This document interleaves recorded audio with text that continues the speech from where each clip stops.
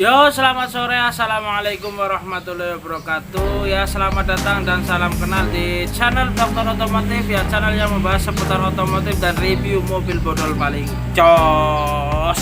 Ya, mana kabarnya saudaraku semuanya, ya, dari belahan dunia barat, belahan timur, belahan utara, belahan selatan, belahan dur, belahan ngisor, ya. Semoga saudaraku semuanya itu selalu diberi kesehatan, ya, keselamatan, rezekinya lancar, bojone tambah, iya bojone sing lanang, ya, semoga tambah rezeki, tambah anak, tambah bojo, ya, amin ya robbal alamin. Ya, pada kesempatan kali ini saya akan membahas beberapa tips COD. COD apa sih artinya, ya? Saya sendiri itu juga kurang paham arti COD. Apa arti, maksudnya kata COD itu singkatan apa? Cuman ya artinya ketemuan ya, ketemuan arep tuku barang, ya, ketemuan karena mau beli barang itu COD. Tapi singkatannya apa saya nggak tahu. Kalau ada yang tahu tulis di kolom komentar, ya, arti COD. Saya beneran tidak tahu. Ya, yang belum subscribe, ya, monggo di subscribe, ya, syukur-syukur di share, di like, ya, kalau memang video ini bermanfaat, ya, karena subscribe itu gratis, hitung-hitung memberikan pahala, ya, ya. Kemarin kan saya pernah membahas tentang penipuan online mobil bekas, ya, mobil bekas murah, ternyata itu untuk menipu lah. Ini video ini, ya. Kalau sekarang saya akan membahas tips COD yang baik, ya. Ketika COD kita juga harus hati-hati, ya, sebagai penjual, baik penjual maupun pembeli, ya, kita harus hati-hati karena kedua belah pihak tersebut, yaitu penjual dan pembeli, itu juga ada yang tidak benar begitu. Bagi penjual, ya, berhati-hati kepada pembeli yang kurang benar. Bagi pembeli, berhati-hati kepada penjual yang tidak benar atau kurang benar, seperti itu. Yang pertama, ciri-ciri orang yang meminta COD, ya. Biasanya kalau seorang, ya, yang sering saya melihat, itu di jual beli itu seringnya HP sama motor, ya. Nah, ini masalahnya, ini ternyata katanya nggak ada minusnya, ternyata minusnya, lihat itu resiko dari yang namanya COD. Ketika Anda beli HP bekas, ini khususnya HP-nya barang bekas, ya, ketika Anda membeli barang bekas dan Anda meminta COD atau mau diajak COD tetapi Anda kurang cerdas, ya wes, nasib, ya, itu nasib Anda kena tipu atau kena barang yang tidak sesuai atau barangnya kurang bagus. Itu sudah nasib, ya. Ketika kita menjadi penjual atau pembeli, kita harus cerdas. Ketika COD, usahakan, ya, kita harus sudah mengerti kondisi barang tersebut. Kita tahu, maksudnya diri kita sendiri itu tahu kondisi barang tersebut, bukan tahu karena cerita dari penjual, begitu. Ya, ketika sang pembeli mau COD, kita harus sebagai pembeli nih, ya, sebagai pembeli kita harus tahu kondisi barang tersebut. Ojo ngandel mungkes lambene sing adol. Lah iki masalah lambene wong adol ora mesti bener, ya gue. Tur lambene sing tuku, ya, akeh sing ora bener, ya, pada bae aslinya, ya, sama saja aslinya. Ini yang pertama. Kemudian kenapa ada orang meminta COD, ya? Yang pertama, ada orang meminta COD kan karena biasanya masalah jarak, ya. Kalau saya pribadi nggak masalah jauh sedikit, yang penting kita tahu tempatnya. Ketika saya mau membeli barang, ya, lebih baik jauh sedikit tetapi saya tahu tempatnya. Ketika ada apa-apa, saya meminta pertanggungjawaban sama penjualnya, gitu. ingatkan ya, bahkan ketika ada orang yang mau beli barang kepada saya, utamakan orangnya suruh ke rumah saya, biar tahu rumahnya, biar tahu orangnya, ngecek langsung tekap. Semisal kalau nanti ada apa-apa kan bisa dihubungi, bisa datang ke sini, jadi nggak rame di media sosial lah. Misalkan yang jelas biar suceng sama-sama tahu, biar tidak ada dusta di antara kita kan ya. Lebih kepenak ketemu ngalai setitik datang ke rumahnya penjual, itu bahkan lebih baik ya, tidak usah COD di tengah perjalanan. Masalahnya banyak kasus yang terjadi, penipuan juga banyak yang terjadi di ketika sedang COD seperti itu. Nah, pertama, tata cara COD yang baik ya, ini bagi penjual dan pembeli itu harus menanamkan atau ya ada beberapa prinsip dan hukum yang wajib ditaati ketika mau COD. Yang pertama, untuk penjual, ketika seorang penjual sudah berani mengajak COD, berarti Anda harus omongannya harus sesuai, mulutnya itu harus sesuai. Ketika barang A harus bilang A, barang B keadaannya seperti apa, bla bla bla bla bla bla, harus diucapkan, harus diberitahu kepada calon konsumennya. Begitu pula ya untuk calon konsumen atau pembelinya, ketika sudah menawar, misalkan sekarang jual mobil 30 juta ya, sudah menawar 30 juta ya lah, pembeli ngajak COD, terus kan otomatis yang beli tanya, bang ini kondisinya seperti apa, barang sudah diceritakan A B C D Z, nah, sudah sesuai dengan kondisinya yang diceritakan. Ketika COD tidak boleh mengurangi harga yang sudah pernah ditawar, maksudnya harga yang pernah dia tawar. Misalkan dia sudah menawar 30, kok barangnya sudah sesuai ya paling misalkan melesetnya sedikit lah, itu usahakan jangan dikurangi harganya, tetap di harga 30 juta.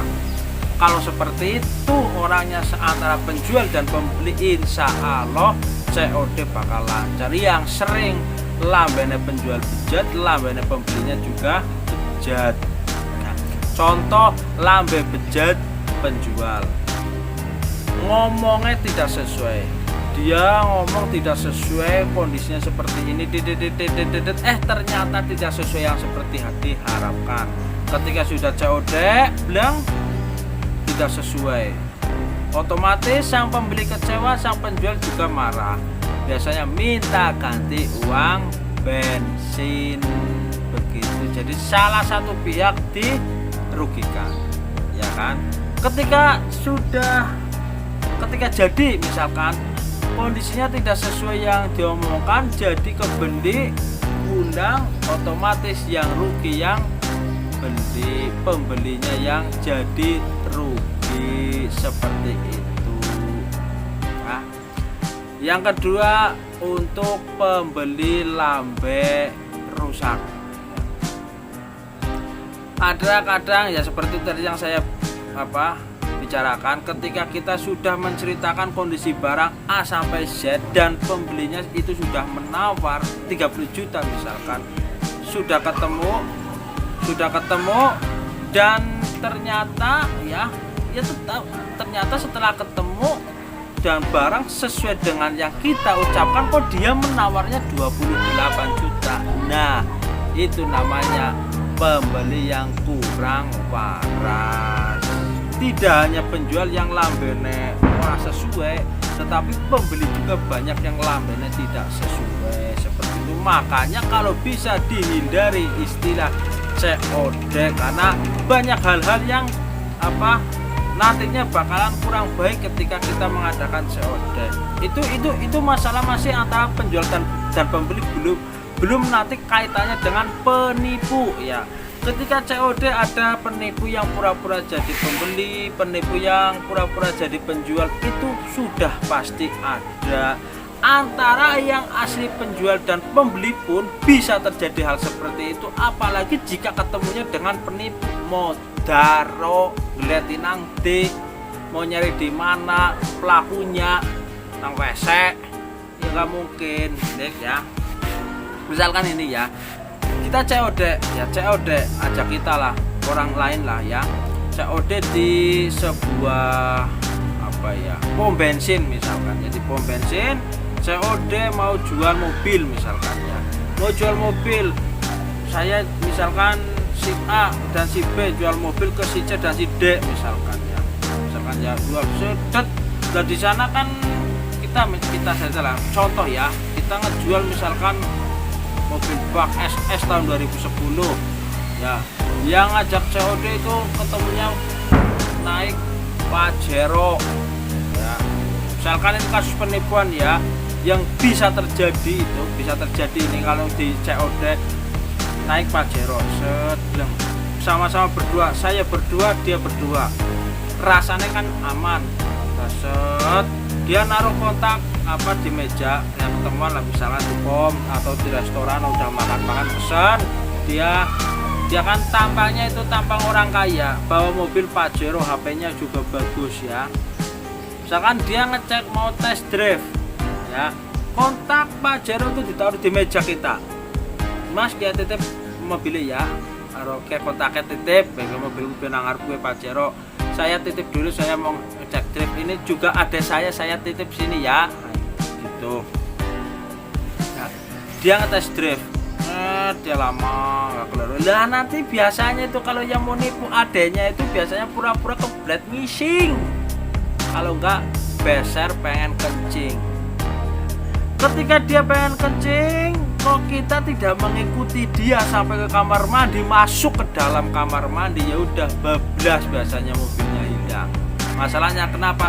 Si A ya ketika bawa mobil dia kabur, terus calling si B yang tadinya disuruh pura-pura menunggu di situ, disuruh, kemudian dia sudah calling suruh keluar, alasan ke kamar mandi atau ke WC berak atau ngising, kemudian dia menunggu di luar, ya udah kabur bawa mobilnya. Terus kita merasa untung karena ditinggali Pajero, ya enggak itu Pajeronya ternyata Pajero dari rentalan Lik ya, harap kepriwe. Kita merasa ya nggak apa-apa lah, SS dibawa kabur tapi dapat Pajero, ternyata Pajeronya itu punya rentalan, ya udah game rampung ya kan. Itu salah satu resiko dari COD gitu ya. Kalau misalkan mau ngecek barang seperti itu, yang COD si A mau test drive lah, kita kan berdua misalkan ya, kita berdua, mereka berdua, ketika satunya mau test drive salah satu harus ikut, yang satunya nunggu di meja tetap harus ditunggu. Kemanapun dia pergi kita harus mengikuti itu kalau pengen aman, tapi ya tetap belum 100% aman seperti itu. Ya ada beberapa langkah ketika kita mau COD yang baik lah ya.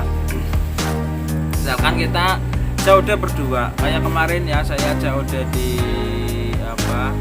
pas ngejual SS tahun 92 di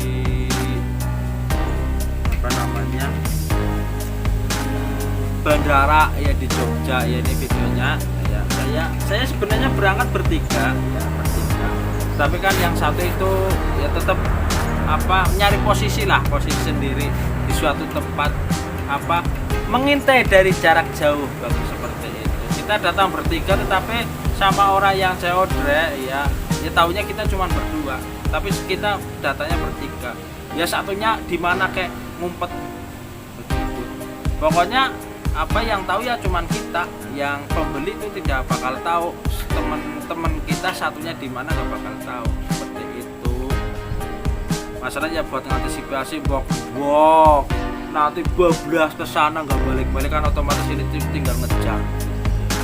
Ya begitu pula kalau COD motor, COD ya lebih hati-hati lagi lah, lebih waspada, jangan sampai COD kita sendirian. Minimal itu 2 orang. Ketika kita 2 orang, kita ketemu sama orangnya sendirian. Yang satu nunggu di mana ya, dan HP selalu aktif. Dan ketika misalkan sekarang kita naik motor, kita arahkan, misalkan pembelinya mau mau nyoba motornya, ke sana aja mas, ke sana rame. Nah ternyata di sana itu jarak 100 meter atau 200 meter itu sudah ada teman kita loh yang nunggu. Mantok ketika motor misalkan bablas terus, tinggal kejar seperti itu. Usahakan jangan ke sana, masalahnya di sana kita tidak punya teman kita di sana yang nunggu. Otomatis arahkanlah ketika ngetes drive itu ke sana, biar terpantau oleh teman kita. Ketika bablas, lah otomatis nanti kan teman kita itu mengikuti dari belakang seperti itu. Ya, kalau misalkan mobil ya minimal bertiga lah seperti itu. Ya pokoknya lebih hati-hati, lebih waspada ya, sing hati-hati iku lebih apik klik ya. Oke, terima kasih, semoga bermanfaat. Sekian, wabillahi taufiq wal hidayah. Wassalamualaikum warahmatullahi wabarakatuh dan salam berkah. Ojo lali di subscribe ya, like.